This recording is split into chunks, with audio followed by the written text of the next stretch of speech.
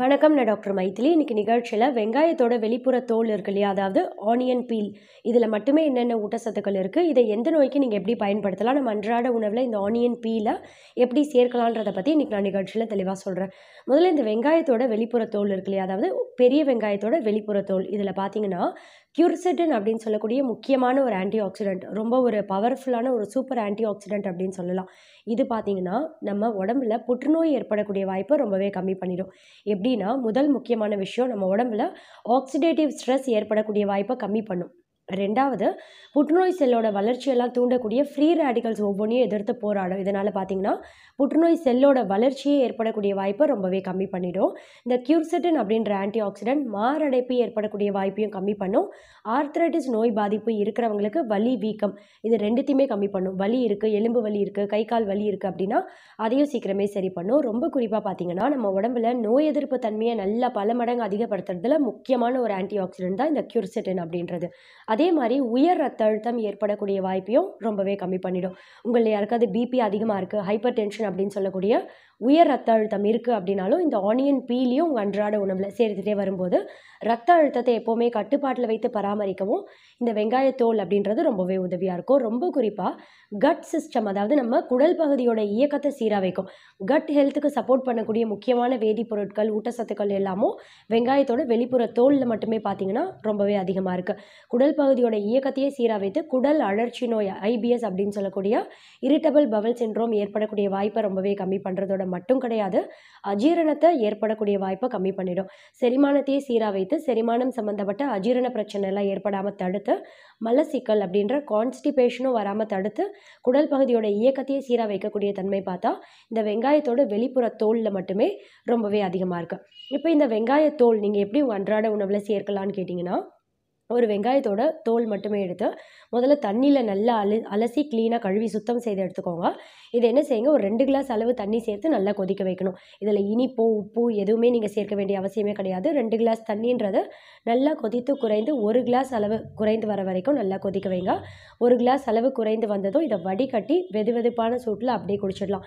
கண்டிப்பாக இதில் ஏதாவது இனிப்பு வேணும் அப்படின்றவங்க ஒரு 1/2 டீஸ்பூன் அளவு நாட்டு சர்க்கரை இல்லைன்னா பனங்கருப்பட்டி, பனங்கற்கண்டு இது ஏதாவது வேணும்னா இனிப்பு வேணுன்றவங்க கட்டாயம் இதில் சேர்த்துக்கலாம். அப்படி இல்லைன்னா இனிப்பு இல்லாமல் அப்படியே இதை குடிச்சிடலாம். இதை வாரத்துக்கு ஒரு தடவை தொடர்ச்சியாக குடிச்சிட்டே வர்றதால பார்த்தா நான் சொன்ன மாதிரி புற்றுநோய் ஏற்படக்கூடிய வாய்ப்பு, மாரடைப்பு, ஆர்த்ரைட்டிஸ் இதெல்லாம் ஏற்படக்கூடிய வாய்ப்பை ரொம்பவே கம்மி பண்ண முடியும். ரொம்ப குறிப்பாக பார்த்தீங்கன்னா, இப்போது வெஜிடபிள் கிரேவி ஏதாவது ஒன்று பண்ணுறீங்க, இல்லை வெஜிடபிள் சூப் செய்கிறீங்க அப்படின்னும் போது நல்லா க்ளீனாக கழுவுன இந்த வெங்காயத்தோட வெளிப்புற தோல் ஆனியன் பீலை நல்லா க்ளீனாக முதல்ல கழுவி சுத்தம் செய்ததுக்கப்புறம் நீங்கள் சூப் கொதிக்க வைக்கும் போதே அந்த வெங்காயத்தோலோடு சேர்த்து கொதிக்க வைக்கலாம். கிரேவி நல்லா திக்கனிங் ஆகிறதுக்கும் இந்த தோல் அப்படின்றது ரொம்பவே உதவியாக இருக்கும். கூடவே இந்த தோலில் இருக்கக்கூடிய ஊட்டச்சத்துக்களும் பார்த்திங்கன்னா, இந்த தண்ணி கொதிக்க கொதிக்க அந்த சாறில் இறங்கி இதோட ஊட்டச்சத்தும் நம்ம உடலுக்கு முழுமையாக போய் சேரும். சூப் நீங்கள் சமைத்து முடிச்சதுக்கப்புறம் அந்த வெங்காயத்தோட அந்த வெளிப்புற தோலை எடுத்து அதை மட்டுமே எடுத்து நீங்கள் தூக்கி தூர வீசிடலாம். இப்படி நீங்கள் வெங்காய தோல் நீங்கள் கிரேவி செய்யும்போதோ இல்லை சூப் செய்யும்போதோ அதை சேர்த்து கொதிக்க வைத்துட்டு செய்து முடிச்சதுக்கப்புறம் அந்த தோல் எடுத்து தூர வீசிடலாம். அப்படி இல்லைனா இதை மட்டுமே நல்லா காய வைத்து அரைத்து பொடி மாதிரி செய்து நீங்கள் ஏதோ ஒரு சேலட் இல்லைனா வெஜிடபிள் சேலடோ இல்லை ஃப்ரூட் சேலட் இல்லை ஏதோ ஒரு உணவு சாப்பிட்றீங்க அப்படின்னும் போது அது மேலே தூவிட்டு நீங்கள் ஒரு சீசனிங் மாதிரியும் இதை பயன்படுத்திக்கலாம். கூடவே இந்த ஆனியன் பீலில் பார்த்தீங்கன்னா ட்ரிப்டோஃபேன் அப்படின்னு சொல்லக்கூடிய ஒரு அமினோ ஆசிட் இது பார்த்தீங்கன்னா அதிக அளவில் இருக்குது. பொதுவாகவே இந்த ட்ரிப்டோஃபேன் அப்படின்றது இயற்கையாகவே செடேட்டிவ் குணம் கொண்ட ஒன்று. அதாவது நல்ல ஒரு ஆழ்ந்த தூக்கத்தை கொடுத்து நம்ம நரம்புகளை நல்லா காமாக ரிலாக்ஸாக வைக்கக்கூடிய தன்மை. மைண்டை பார்த்திங்கன்னா எப்போவுமே ரிலாக்ஸாக ஒரு ஸ்ட்ரெஸ் இல்லாமல் டிப்ரெஷன் இல்லாமல் ஒரு அளவுக்கு மன அழுத்தம் இருக்குது அப்படின்னா அந்த பாதிப்புலேருந்து வெளிவரத்துக்கும் ரொம்பவே உதவியாக இருக்கக்கூடிய முக்கியமான ஒரு இயற்கையான வேதிப்பொருள் இந்த ஆனியன் பீலில் அதிக அளவில் இருக்குது. இது பார்த்திங்கன்னா நல்ல ஒரு ஆழ்ந்த தூக்கத்தை கொடுக்கும். ஒரு சிலருக்கு படுத்த உடனே தூக்கம் வராது, இல்லை தூக்கத்தில் நடுநடுவில் விழிப்பு வந்துடும் இல்லையா? இது மாதிரியான பிரச்சனை இருக்குது அப்படின்னா அந்த பாதிப்புலேருந்து இயற்கையாகவே வெளிவரத்துக்கு இந்த ஆனியன் பீல் அப்படின்றது ரொம்பவே உதவியாக இருக்கும். ரொம்ப குறிப்பாக இந்த வெங்காயத்தோட வெளிப்புற தோல் 2 முக்கியமான பெனிஃபிட் கொடுக்கும். ஒன்று, தலைமுடி உதிர்வை சீக்கிரமே கம்மி பண்ணி தலைமுடி நல்லா அடர்த்தியாக வளர்கிறதுக்கும் ரொம்பவே உதவியாக இருக்கும். 2வது, சரும ஆரோக்கியத்துக்கும் ரொம்பவே உதவியாக இருக்கும். இப்போ இதை நீங்கள் எப்படி பயன்படுத்தலான்னு கேட்டிங்கன்னா, சருமத்தில் எங்கேயாவது புண்ணு இருக்குது, அந்த புண்ணோட ரணம் ஆறாமல் ரொம்ப நாள் அப்படியே இருக்குது. ரொம்ப குறிப்பாக நீரிழிவு அப்படின்ற டயபெட்டிஸ் நோய் பாதிப்பு இருக்கிறவங்களுக்கு உடம்புல புண்ணு வந்துருச்சு அப்படின்னா அந்த புண்ணோட ரணம் ரொம்ப நாள் ஆறாமல் கொஞ்சத்தில் ஆறாது இல்லையா, அப்படியே இருக்கும் இல்லையா? இந்த புண்ணு உடம்புல எங்கே இருக்குது, கையில் காலில் இல்லை கழுத்தில் எங்கேயாவது புண்ணு நாள்பட்ட புண்ணு ஆறாமல் இருக்குது அப்படின்னா அந்த புண்ணு இருக்கக்கூடிய இடத்துல வெங்காயத்தோட தோல் கொதிக்க வைத்த தண்ணி நல்லா சூடார விட்டுருங்க. ஒரு 4-5 வெங்காயத்தோட தோல் எடுத்துக்கோங்க. நல்லா ஃபஸ்ட்டு க்ளீனாக கழுவி சுத்தம் செய்து ஒரு 200 மில்லி தண்ணி சேர்த்து நல்லா கொதிக்க வைங்க. ஒரு கொதி வந்தது அடுப்பு ஆஃப் பண்ணி சூடு நல்லா ஆற விட்டுறணும். சூடு நல்லா ஆறினதும் புண்ணு எங்கே இருக்கோ அந்த இடத்துல எக்ஸ்டர்னல் வாஷ் மாதிரி நீங்கள் இந்த தண்ணியை கொண்டு நீங்கள் அந்த இடத்த கழுவிட்டே வந்தீங்க அப்படின்னாலே சீக்கிரமே அந்த புண்ணோட ரணம் மாறுறது நாளடைவில் நல்லாவே தெரியும். ரொம்ப குறிப்பாக சருமத்தில் எங்கேயாவது ரெட்னஸ் இருக்குது அப்படின்னா அந்த ரெட்னஸ் இரிட்டேஷன் எல்லாம் சீக்கிரமே இயற்கையாகவே சரி பண்ணுறதுக்கு இந்த ஆனியன் பீல் கொதிக்க வைத்த தண்ணியை கொண்டு நீங்கள் வாஷ் பண்ணிகிட்டே வரலாம். அதே மாதிரி தலைமுடி உதிர்வு அதிகமாக இருக்குது அப்படின்றவங்களாம் இந்த வெங்காயத்தோட வெளிப்புற தோல் எப்படி பயன்படுத்தலான்னு கேட்டிங்கன்னா நல்லா ஒரு கைப்பிடி அளவு இந்த தோல் மட்டுமே எடுத்துக்கோங்க. முதல்ல நல்லா க்ளீனாக கழுவி சுத்தம் செய்து ஒரு கைப்பிடி அளவு இந்த தோலுக்கு 2 கிளாஸ் அளவு தண்ணி சேர்த்து நல்லா கொதிக்க வைங்க. இந்த 2 கிளாஸ் தண்ணின்றது ஒரு கொதி வந்ததும் அடுப்பு ஆஃப் பண்ணி சூடு நல்லா ஆற விட்டுருங்க. சூடு நல்லா ஆறினதும் இந்த தண்ணியால் உங்கள் தலையோட அடிபாகம் இருக்கு இல்லையா ஸ்கேல்ப், இந்த ஸ்கேல்ப் ஏரியாவில் அந்த தண்ணியை ஊற்றி நல்லா அலசி வாஷ் பண்ணுங்கள்.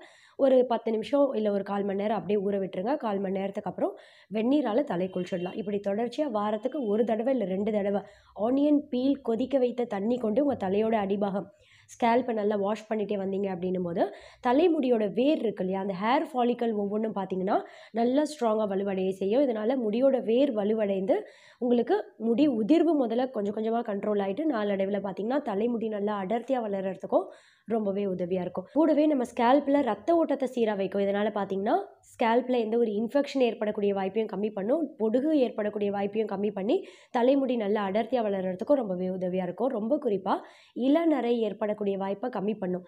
ஒருவேளை ப்ரீமெச்சூர் கிரே ஹேர் யாருக்காவது சீக்கிரமே வந்துருச்சு அப்படின்னும் போது நீங்கள் எப்படி பயன்படுத்தலான்னு கேட்டிங்கன்னா 2 கைப்பிடி இல்லை 3 கைப்பிடி அளவு இந்த வெங்காயத்தோட வெளிப்புற தோல் எடுத்துக்கோங்க. முதலே நல்லா க்ளீனாக கழுவி சுத்தம் செய்து தொடச்சி எடுத்துக்கோங்க. ஒரு இரும்பு கடாயில் இதை நல்லா வறுத்து எடுத்துக்கணும். எண்ணெய் நெய் எதுவுமே சேர்க்காதீங்க. வெறும் இரும்பு கடாயில் இதை நல்லா வறுத்து எடுத்துக்கோங்க. நல்லா வறுத்து ஸ்லோவாக மீடியம் ஃப்ளேமில் வைத்து நல்லா வறுத்து எடுத்தால் இது ஒரு கருப்பு நிறத்துக்கு மாறிடும். இப்படி மாறினதும் சூடார விட்டுருங்க. சூடு கொஞ்சம் ஆறினதும் மிக்சியில் தண்ணி எதுவும் சேர்க்காமல் நல்லா அரைத்து பொடி மாதிரி செய்து எடுத்துக்கோங்க. இந்த பொடியை ஒரு ஸ்டீல் பாக்ஸ் இல்லை கண்ணாடி கண்டெய்னரில் உங்கள் வீட்டில் ஸ்டோர் செய்து வைத்துக்கோங்க. 1 டீஸ்பூன் அளவு இந்த வெங்காயத்தோட வெளிப்புற தோல் வறுத்து எடுத்த பொடி எடுத்துக்கோங்க. கூடவே கொஞ்சமாக தேவையான அளவு தேங்காய் எண்ணெய் சேர்த்து நல்லா குழைத்து இந்த கருப்பு நிறத்தில் இருக்கக்கூடிய அந்த பேஸ்ட்டு திக்காக இருக்கும் இல்லையா திக் கன்சிஸ்டன்சி வர வரைக்கும் குழைத்து எடுத்துக்கோங்க. தேங்காய் எண்ணெய் ரொம்ப அளவுக்கு அதிகமாக தேங்காய் எண்ணெய் சேர்க்க வேண்டாம். இதை தலையில் வெள்ளை முடி எங்கெல்லாம் இருக்கோ அந்த இடங்கள்லாம் ஹேர் பேக் மாதிரி அப்ளை பண்ணி ஒரு 45 நிமிஷத்துக்கு அப்புறம் நீங்கள் வாஷ் பண்ணிடலாம். இப்படி ரெகுலராக மாதத்துக்கு 1 தடவை இல்லை 2 தடவை செய்துகிட்டே வரலாம். வாரத்துக்கு 1 தடவை கூட வெள்ளை முடி அதிகமாக இருக்குது அப்படின்றவங்க வாரத்துக்கு 1 தடவை தொடர்ச்சியாக இப்படி பயன்படுத்திகிட்டே வந்தீங்க அப்படின்னும் போது இளநரை இன்னுமே ஃபர்தர் மோராக ஏற்படக்கூடிய வாய்ப்பையும் கம்மி பண்ண முடியும். கூடவே உங்களுக்கு வேணும் அப்படின்னா மருதாணி இலைகளையும் இதில் சேர்த்துக்கலாம். நீங்கள் அரைத்து பொடி செய்ததுக்கப்புறம் மருதாணி இலையும் அரைத்து பொடி செய்து வைத்துக்கோங்க. அது 1 டீஸ்பூன் இது 1 டீஸ்பூன் சேர்த்து மிங்கிள் பண்ணி கூட நீங்கள் தேங்காய் எண்ணெயோட குழைத்து பேக் மாதிரி அப்ளை பண்ணலாம். இந்த வெங்காயத்தோட வெளிப்புற தோல் அப்படின்றது பார்த்தீங்கன்னா பொதுவாகவே தலைமுடி உதிர்வை சீக்கிரமே கம்மி பண்ணுறதுக்கும் இந்த ஹேர் பேக் நீங்கள் பயன்படுத்தலாம். முடி நல்லா அடர்த்தியாக வளர்கிறதுக்கும் ரொம்பவே உதவியாக இருக்கும். தேங்க்யூ.